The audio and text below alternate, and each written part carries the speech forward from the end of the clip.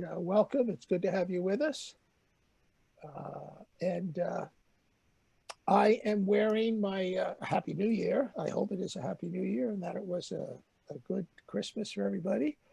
And in honor of the occasion, the season, I am wearing my new 100% cashmere sweater that was given to me as a gift.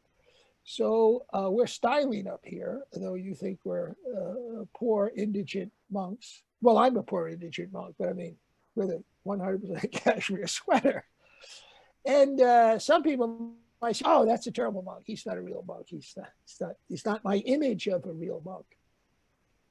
And that's going to lead me right into Rabbi Zalman Schachter-Shalomi. Because a lot of people have an image of what a person is supposed to be, and it's usually a pretty high bar, probably a higher bar than they have for themselves. So we often think of so-called saintly people as the holiness we wish we had if we were better people. But I don't think so. For instance, I remember early on, people said, "Why do you want to be a priest?" I think it was before I was ordained, before I knew any better. And I said, "To save my soul." So basically, I'm going to be a priest to save my soul, because the way my life is going now, I got to make a radical change because it's not working. And Isaac Hecker, the founder of the Paulist Fathers, and I am a Paulist Father, was the order that took me in. He says that that's a low bar to save your soul. He said the reason that you would become a priest is to be holy. And having read that years and years ago, I would think, well, I don't know if I'll ever get there. But I've realized over the years that holiness can include shortcomings, faults, and failings. And when you read about the saints, talking about themselves, they often talk about their failures, their shortcomings, their character defects, bad habits, if you will, because they want to be constantly reminded of who they are. It keeps them humble, but they are striving to be saints. Saints really is what Hecker is saying we strive to be. So you can have faults and failings. And this Rabbi Zalman Schachter, I'm not saying he's a saint, but one of the reasons I'm really interested in him, he was a friend of Thomas Keating, by the way, who used to live here at this monastery and had tried a lot over the years to explain contemplative practice in the 20th and 21st century. And he knew Rabbi Schachter because Schachter actually lived in Boulder, Colorado. And we'll get to that in a little bit. He passed away in 2014, Schachter. But he wasn't a perfect person by any means. But he was a searcher. He was a searcher outside of his tradition to see, because he knew something about this deep meditation. He actually didn't even know that Christianity had anything, because his tradition, of course, was Jewish, and the last part of his name, Shalomi, was added on. It means peace, from shalom. Now, a couple of words that I'll be bouncing around. I'll just mention them now. The Kabbalah really means that which has been received. That is one of the paths within the Jewish tradition. In a lot of the contemplative, if you will, of the Jewish tradition, the heart prayer, as they might call it, came out of Eastern Europe. Well, what happened to Eastern Europe in the mid-20th century? Most of the mystical teachers were slaughtered in the Holocaust. So when Schachter came to this country, he became to realize that there are these traditions, but they don't have teachers, which is why many young Jewish people were going over to Hinduism and Buddhism right in Boulder. I remember it when I came to Boulder for the first time in 1980, and I was connected to the Naropa Institute, which is Tantric Buddhism, downtown Boulder. And they would have a Jewish, they would have a what is it called, a Christian Buddhist dialogue. And there were a lot of Jews there because they were searching. They knew there was something, but they didn't have teachers in Judaism. So that's Kabbalah. Another one is Hasidim, Hasidism, from the word Hesed, which means loving kindness. And the Hasids that you might see would be, if you're watching the New York City Marathon, when they go through Brooklyn, there's a section of Brooklyn which is very Jewish and very Hasidic. And they wear black hats, they have the curls down the side, and they wear black coats and so on and so forth. Oh, those are the Hasids. Well, rooted in that is a very contemplative tradition which says that the mystical, the God, the energy of God can be found everywhere. And when you listen to them, they sound like Meister Eckhart, who was a Christian Dominican priest in the 14th century in Europe. Any case, so the Hasidic movement was founded by a fellow named Baal Shem Tov, which means master of the good name. His real name was Israel ben Eliezer. And so a Hasid, a person who is an Hasid, means a devotee. And a Rebbe, is a Hasidic leader, or also called Tzaddikim, the righteous ones. These are words you will see when you're reading about what's that. Anyway, back to Schachter. He's born in Poland. Not good for long life in the 20th century. He's born in Poland in 1924 as Meshulam Zalman Schachter. But there's anti-Semitism going on in Poland for a long time. Anyway, 1925, because of anti-Semitism, they moved to Vienna. Well, it's not going to be a healthy place either. And by 1938, when he's about 14 years old, Nazi oppression is pretty tight there. But because he came from Poland, sort of towards Eastern Europe, he has had some, and before World War II, when they were teachers, he has had some influence of these movements that I told you about, that I just mentioned, that are heart prayer, what we might call more towards the contemplative. So they get out of there. 1941, he moves to New York City, and he becomes a rabbi, an Orthodox Jewish rabbi who knew about the Hasidic movement. It was part of the Orthodoxy. He had some background in that. But one of the few who actually were living, able to teach it, who survived the World War II. So he becomes a rabbi. And this is a very conservative kind of movement, if you will, the Hasidic, with a contemplative dimension. Quite extraordinary. But he's got interests in knowing more.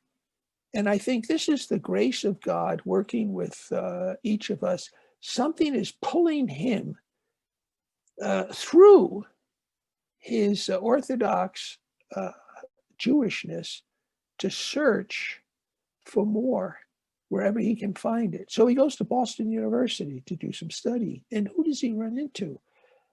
A Black minister professor who was born in Florida, so knew about prejudice, segregation, a man named Howard Thurman. We're going to do some Howard Thurman down the road in SOS, I believe. Howard Thurman is teaching at BU, and we'll just go over him quickly. He's a very interesting person because he is a Protestant minister, a Black Protestant minister, and he had worked in a congregation early on in his ministry, and now he's at Howard University doing some teaching, and he is really interested in interfaith and ecumenical stuff. And so he's pursuing that because Howard Thurman is very interested in the contemplative tradition and finding it. And he thinks that is a piece of the solution to what separates us. Prayer of the heart will connect us. Religion tends to segregate us when it's all up in your head. So, Zalman meets this fellow named Howard Thurman, and he begins to engage in these interfaith encounters with Protestantism and the contemplative domain. They're not just studying what is your theology versus what is my theology, what is your dogma versus my dogma, what do you believe? Not that that doesn't have a place, but in his search, he was looking for the depth of the prayer that would connect one another in its seeking of truth. So now he's got this piece from Howard Thurman, and he connects with Gershom Scholem, who is a scholar of Jewish mysticism and well worth reading. Scholem, as in mother, is his last name, Scholem. He's in English. So he gets connected to his writings about Jewish mysticism. I mean, if you're going to study mysticism or other traditions, you better know your own. So he sees this. Again, not a lot of teachers in the United States or anywhere. But he picks this up and deepens his own life through that. And then I think he was I think that Zalman, he was in a library once, and he stumbles upon a book on Christian meditation, contemplation, something. He didn't even know he had it. So he begins to search around, and he finds out about this fellow named Thomas Merton. Remember, Merton went to Gethsemane, Trappist monastery, in 1941. So Zalman, it's now the 50s, early 60s and stuff, and Merton died in 68. So he connects with him, writing letters, and he actually goes to Gethsemane. Now, this is a man that's really serious. He goes to Gethsemane and goes to Merton's bunker, where Merton was living at the time. He was allowed to have a bit of his own place, like a hermitage. And he visits and talks to Merton. So he realizes now that Christianity has a contemplative practice, and it goes back centuries. Because he's not finding it otherwise. I mean, as many of us weren't able to find it. If you were looking back in the 50s, believe me, there were very few books being written. And I was younger, so I'm looking in the 60s, and there wasn't a lot around. And so he begins to, he reads some more, and he starts reading Teresa of Avila, John of the Cross, Jacques Maritain. Jacques Maritain is alive at the time and writing. And so what develops is Zalman's focus begins to shift, as I think does the focus of everyone who is moving from a religious tradition that is intellectually oriented, focuses on the mind, such as rules, regulations, dogma, doctrine, all which have a place. But if that's the focus, or the only thing you're getting, you miss out on so much. So this is exactly what's happening with him. With all this learning and meeting people and reading, he's beginning to shift. His idea when he got into being a rabbi and as an Orthodox Hasidic person was to the restoration of Hasidism, to restore it, because so much was lost because of the Holocaust. Now he's going to restore it. Now it begins to change. to a renewal of the Jewish life, not just the Hasidic life, the renewal of the Jewish life in dialogue with other religions and with science. So this is one of the things he picked up from Howard Thurman, and one of the things he's starting to pick up from Merton and Jacques Maritain and so on is science has something to say to us. Science was making a lot of discoveries. I mean, back in the 50s and 60s, they were making discoveries remember, that's the first time that we sent a rocket up into space, for crying out loud. Russians and then us, so on and so forth. So a lot of new things are going on. And science is able to begin to tell us something of creation. And they're discovering something, just beginning to discover something of the interconnectedness of materiality, which says maybe there's more than just the rock you're looking at.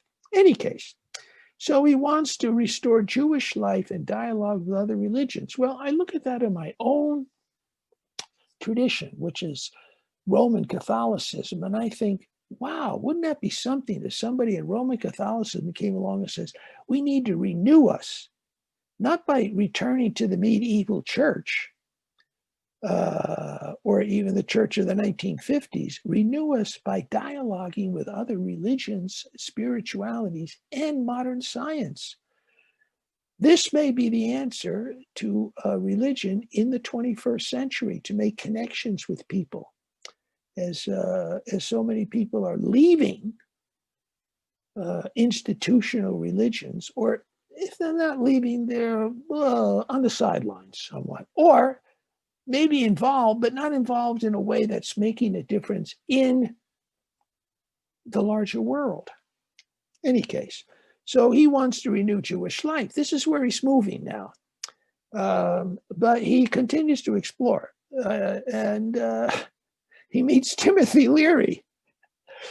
Well, Timothy Leary was doing LSD, a drug, and having hallucinations, or if you will, transformative experiences, let's say.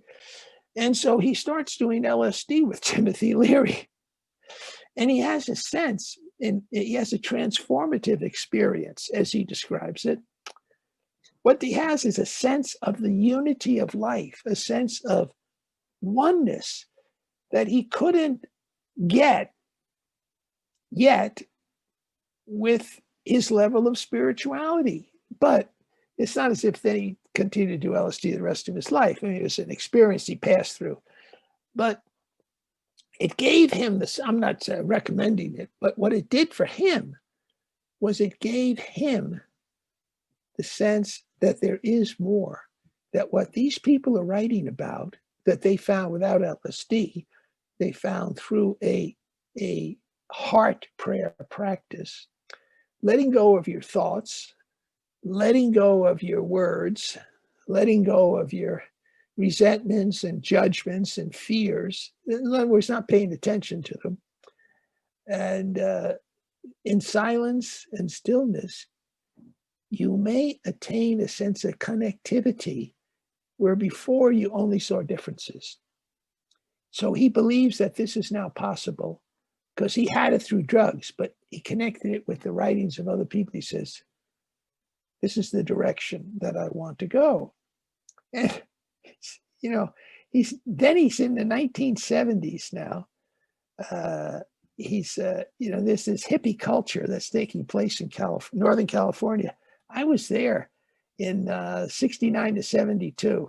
It was, the Summer of Love was 67. Now, I was not big into this stuff, but I mean, I was working for a corporation and so on and so forth. As a suit and tie guy for a while, in any case. But it's a big hippie culture with a lot of all kinds of religions are out there. Not only Roman Catholicism, but the Sufis are now out there. The Zen Buddhists are out there. The Hindus are out there.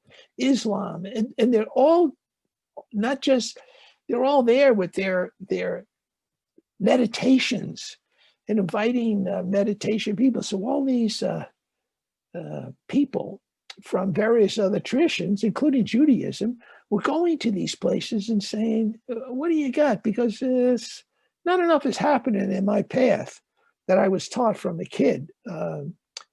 And this is what was going on. So he was seeing this and saying, why? Why are they doing that? And he began to connect. We have something. We have something in our tradition. He knew it from the Gershom Scholem, the scholar of Jewish mysticism. He knew that there was more for us, but we don't know how to explain it to people. We don't know how to bring it to people. And I think this is, for what? The lights just went out. Okay, we're back. All right. So the Jewish hierarchy now at this point, I mean, you might be thinking of writing them off. The Jewish hierarchy writes them off, such as the Jewish hierarchy is. They separate themselves from him. They said, Zalman, you're going off in the wrong direction. This is too crazy. Which is the same thing that you would see in other traditions. I saw it in my tradition. Not everybody was embracing Thomas Merton when he was exploring contemplative prayer and writing about it. It wasn't as if it was being taught. I was in the seminary in 1973, 4, 5, 6, 9, those 3 years. You weren't being taught contemplative prayer. You're all head trips. Priests are going to be out of their heads. And but Merton's books, by then, Merton's books were out. Thomas Keating, he didn't have it easy. And others, contemplative, the Carmelites, whoever were teaching them, Sister Tessa, McNamara, so there's names that, they're side characters in terms of of Catholicism, which was still very institutional, very much about rules, regulations, dogma, and doctrine. They're still fighting the Reformation. We're right, you're wrong. And what spirituality does, the heart prayer, is brings people together. And here's this Jewish Orthodox rabbi trying to bring people together from various different paths. And they say, no, we're sorry, Zalman, you're out. We don't want anything to do with you. So what does he do? He's off to Temple University because he gets a job there. That's Pennsylvania, I think Philadelphia. He becomes the professor of Jewish mysticism. There weren't a lot of people applying for that job because there weren't a lot of Jewish mystics around. And he's still working on it, on his own spiritual life, his practice, if you will. But at least he has some background. And so he's the professor of Jewish mysticism, but what he's going to bring to it is an interfaith way of looking at things, which I think is so very important. Otherwise, we just are over against one another. So he takes that job, and he does that for some years. Now, in 1984, this is just about some of his life, then we'll get more into his teaching. In 1984, what he does is he takes a 40-day retreat. He's now 60 years old. And, a lot of people at 60 are looking at retirement as, when am I going to retire? Let's see, and slow down. Not Zalman. And what I find with these people who pursue mysticism is they don't hit a slow down place. They keep wanting to go. So he's 60 years old and he's saying, what's next? Been at temple a while and been doing this. More. What's next? So he goes to the Lama Foundation in New Mexico, which is exactly where Thomas Keating went, with a group of lay people and I think a priest. And that's where they began to form contemplative outreach. And how are we going to take the contemplative practice of the centuries that's in Catholicism and bring it to Catholics who are searching, or Christians, or anybody? So Lamas, there he is, 1984. He takes a 40-day retreat there. And what begins to develop is the next phase of his life, which is writing about aging is really saging.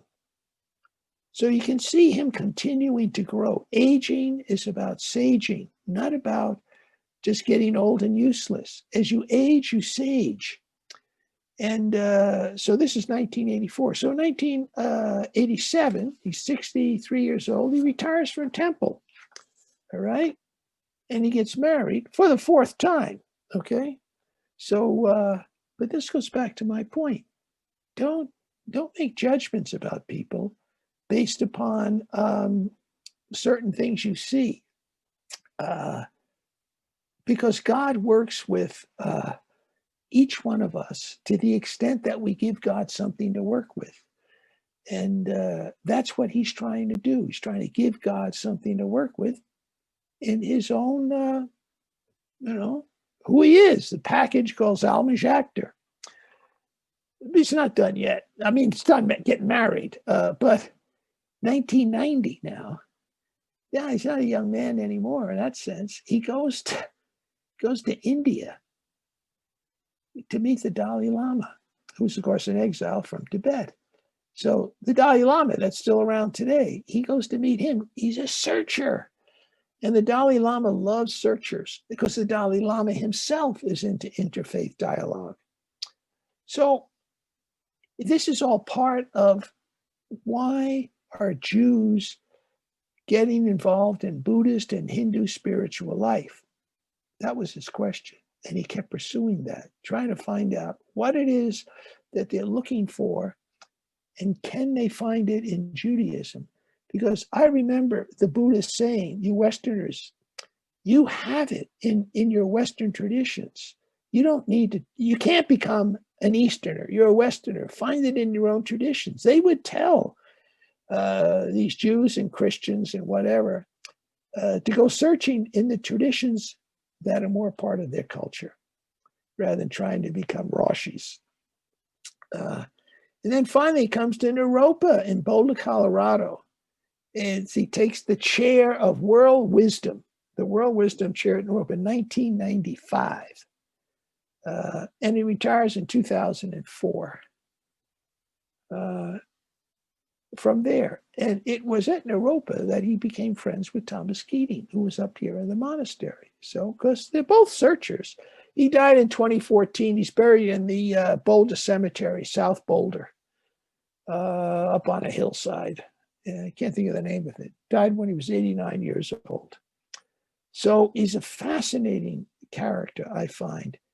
So some of the things that I want to bring out to you, at least today, is that his focus was subjective human experience. I think this is so common to everybody who is trying to teach, and everybody is searching. They want to have what we call a religious experience. And he is trying to bring a religious experience that is the experience of the holy, of the power, of the energy, of the light, of the wisdom of God, in my tradition, a one-on-one encounter, not through institutional religion, but just how it happens, that encounter. And his focus is that over against grand theological systems. Postmodern thinking is not looking for grand theological systems. Postmodern thinking at all is, they're not fighting the Reformation anymore about who's right and who's wrong. They're searching for the holy. They're searching for a sense of unity in a world that's fragmented. And the spiritual traditions all have this. So he's trying to build what he calls a spiritual technology. A wonderful word, technology. We have all kinds of, this is technology, Zoom. He's trying to build a spiritual technology. Zoom is connecting us on one level. Spirituality is to connect us on a deeper level, a deepening level, such that we will see the presence of the holy in one another and through one another instead of differences.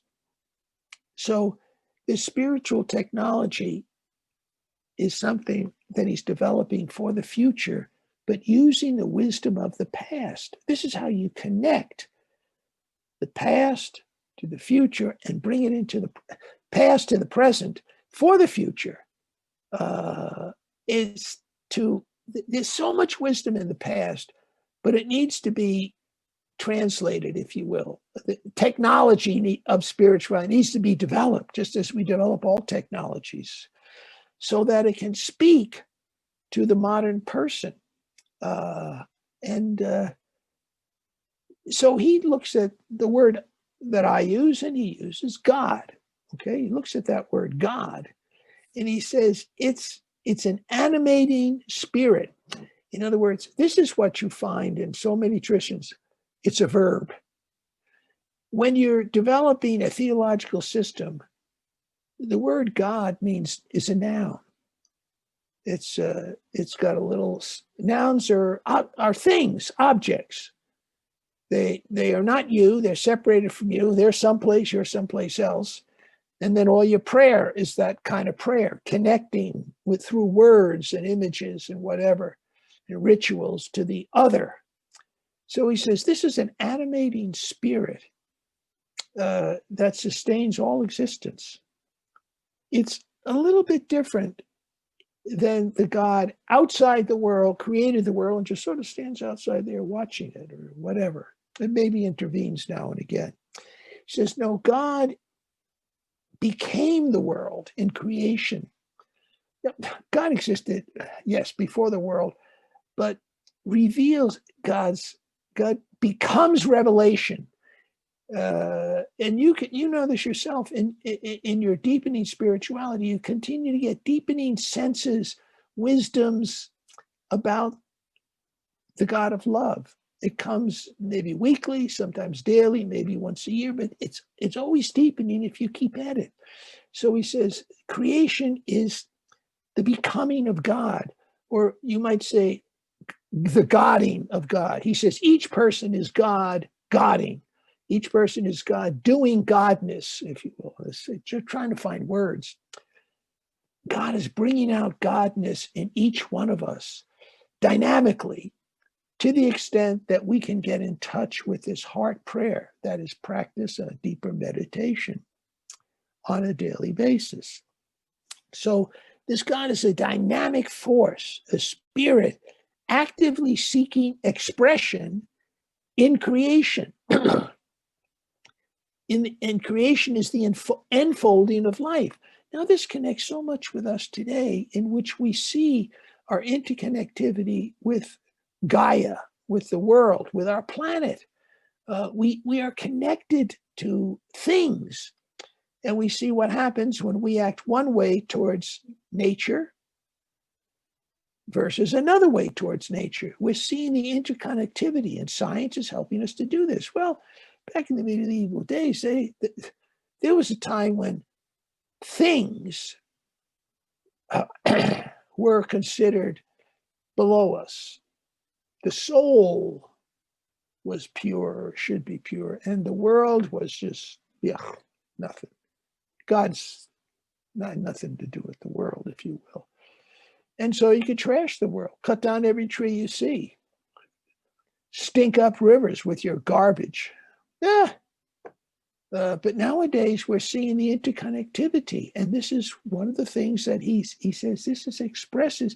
In other words, God is being able to express the godding or the godness through our growing wisdom of our interconnectivity with the universe, which is what I was talking about with Thomas Berry in the previous two talks. So you can see Thomas Berry, Zalman Schachter, Berry, a passionist Catholic priest, Zalman, an Orthodox rabbi. But they interconnect with one another when they pursue the deepening spiritual path. So this idea that God is not of the world, his idea is God's very much of the world. Otherwise, the world is really not the world. So he feels that this contemplative path can develop an intimate personal relationship with God or the thou. And the methods can vary. I like to bring that up. The methods can vary. People often ask about method. And I think Something to keep in mind is your temperament. So I may talk about centering prayer, and Ghislaine might talk about a Carmelite method, and Ghislaine Miller, particularly spiritual person you should meet. And they're just various different methods. But I'll give you an example. A woman commented on one of my blogs. I blog daily. And she said, she started talking about methods. What would I recommend? She says she tends to get, well, I use the word centered.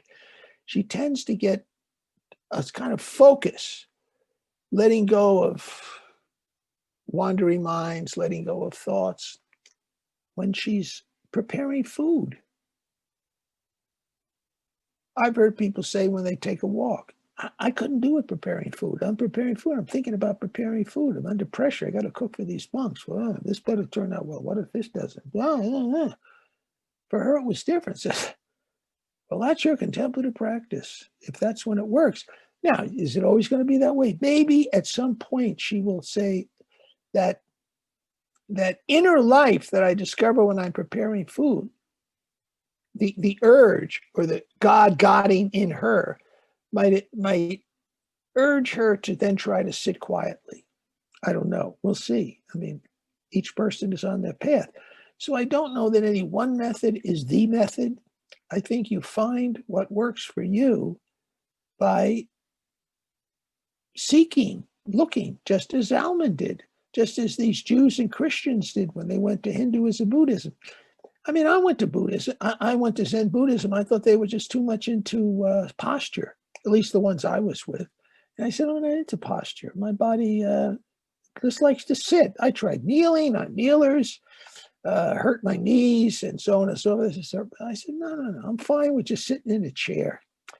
But it took a while to figure some of this stuff out. And so you try different paths and say, it wasn't for me, as opposed to it's wrong. It's not wrong. It's just what works for you. So he wants this deepening relationship, and he thinks contemplation is the way to it. That's what he's beginning to discover for himself.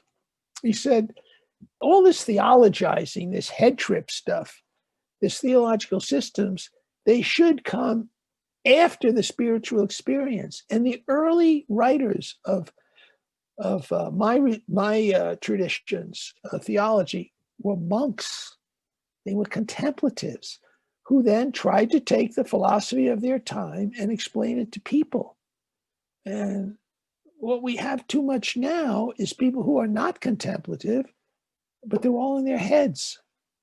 And they think what makes a good Catholic is to follow the rules and know the believe the creed, understand it. That's it. And I said, no, that's not enough. For a lot of people, it's simply not enough.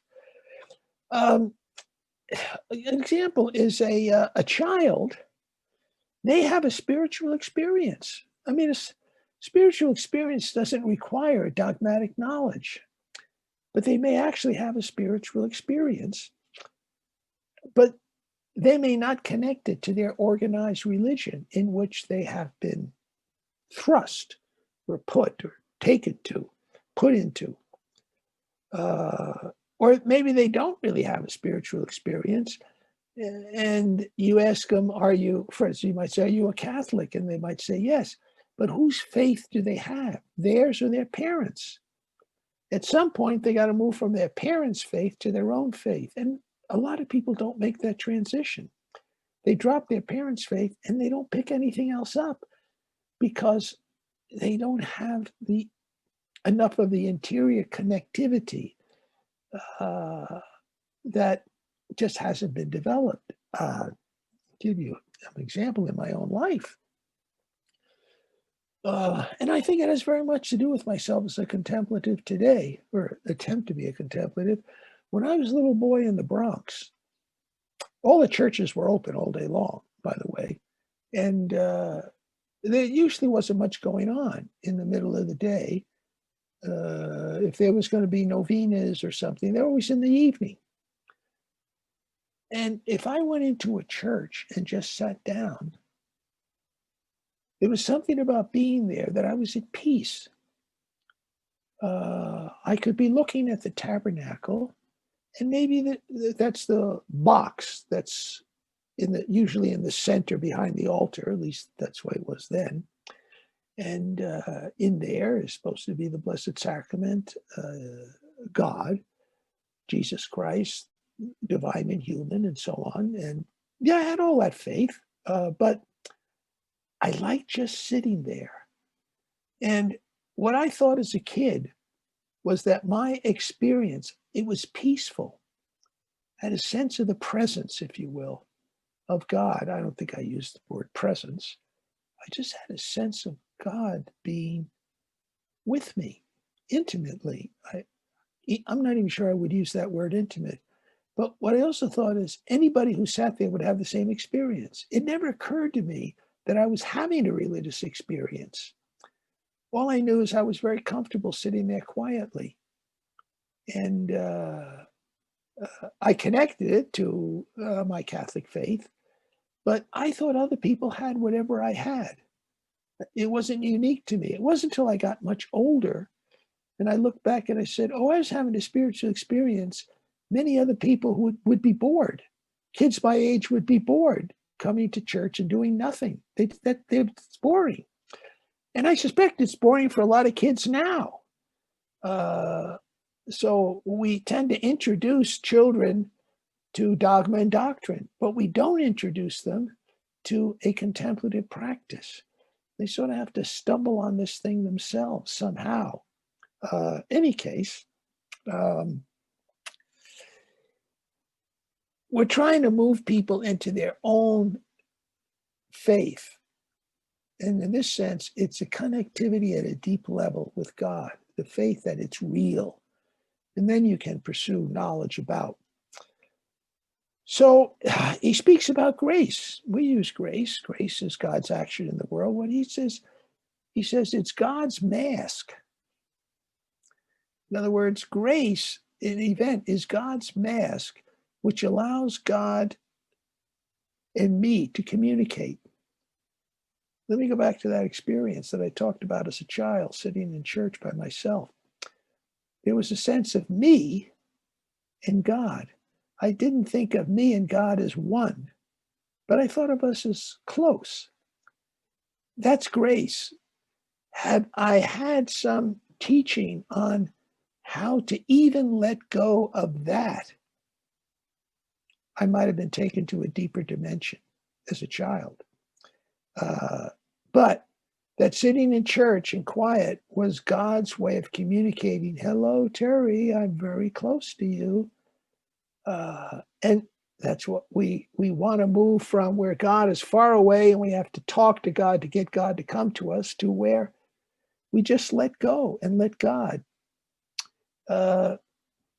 Isaac Hecker, I mentioned earlier, the founder of the Paulist Fathers, he had a wonderful simile, maybe it's a metaphor, a way of looking at prayer. He says, talking prayer, which is what I was taught as a kid, is like walking. Most people can walk.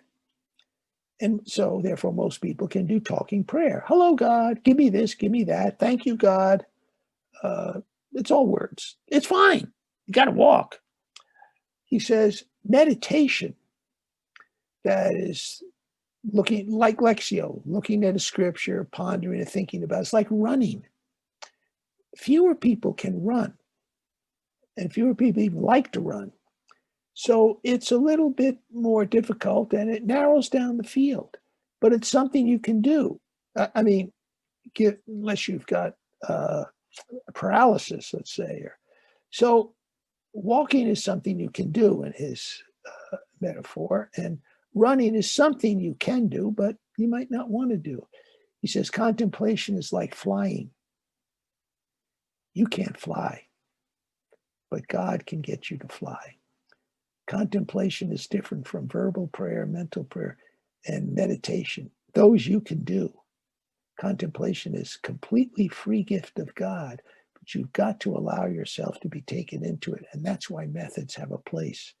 They allow you to let God let you fly.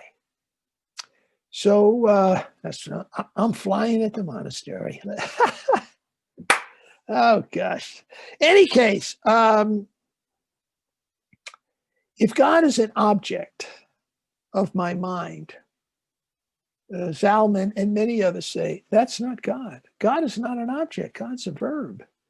And if that's your God, it's an idol. And that breaks the second commandment, which says, don't worship idols. Don't worship your idea of God. Allow yourself to have the experience of God deeper than the idea. The idea won't change you so much in relationship to the world, the material world, or in relationship to people. And it won't take away your deepest faults and failings, or at least minimize them somewhat, okay? So God is a noun, and this is one of the ways I think he connects very well with people like Thomas Keating. He says God as a noun thingifies God. If you make God a noun, an object, you thingify God. You make God a thing. Keating said basically the same thing. So a metaphor can help us to connect. We use metaphors to kind of get us, I'm metaphoring here like crazy, to get us to shift, if you will, what we've been doing to something else or something deeper.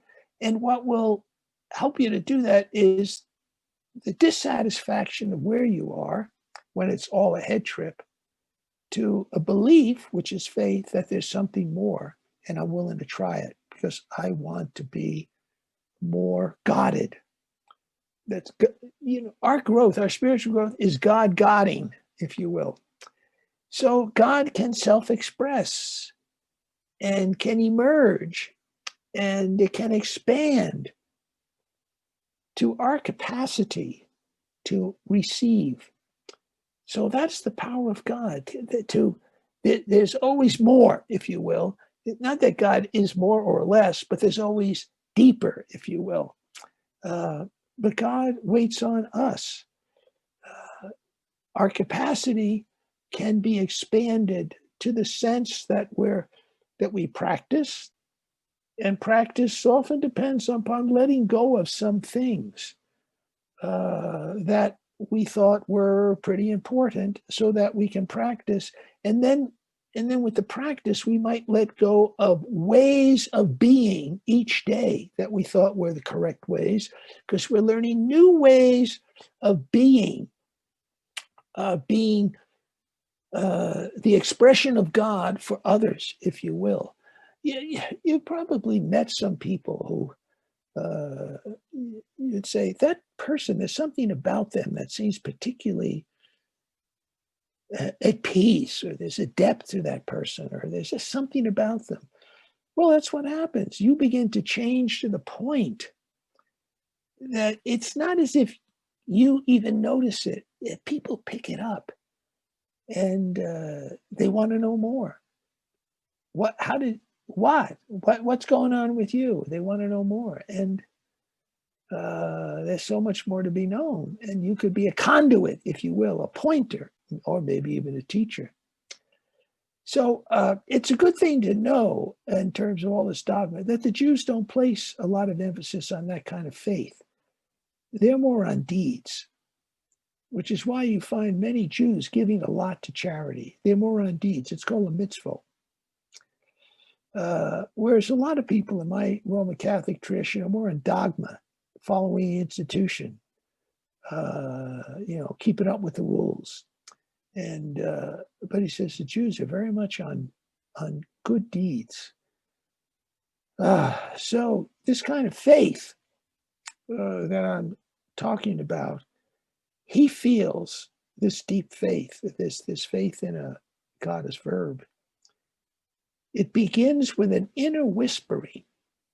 I think it began with my experiences in the church all by myself as a boy. It's called an inner whispering. So that's the faith that's going to eventually change you. The faith that we talk about in dogma is the stuff that happens in the baby font. When you get baptized, you get the Holy Spirit. Yeah, but you don't develop it. You don't develop the relationship. You have the Holy Spirit undeveloped. So He says that the inner whisperings are what makes the dynamism of the relationship active. Because you listen to first of all, you have the whisperings, and then you listen to them. And I think a lot of kids have the whisperings because God is God. God's not ignoring them, but they don't find enough around them to support some sort of a search.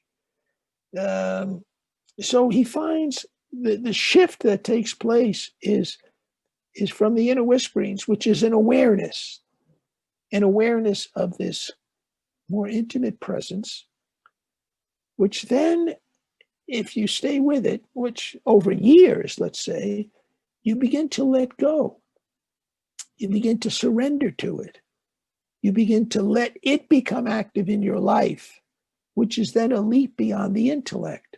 And all deep meditation, heart prayer, the contemplative dimension is all a letting go of control and allowing God to do the work. Meditation, verbal prayer, you do the work. Worship, you do the work.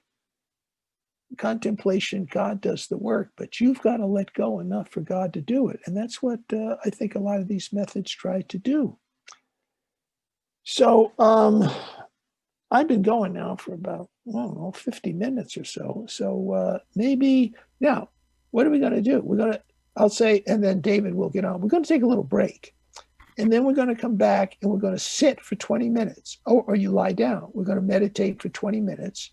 And then after that, we're going to have a little Q&A. And David will tell you how to Q&A. And I think he put up someplace, though this workshop is free, someplace where you can make donations to keep me out of debt or prison. That's correct, Father. I put up on the chat, and again, that chat button should be at the bottom of your page. Some people, it's not at the bottom of the page, and I learned today that some folks have got a couple buttons at the bottom of the page, and then if you go to the lower right-hand corner, there's 3 dots.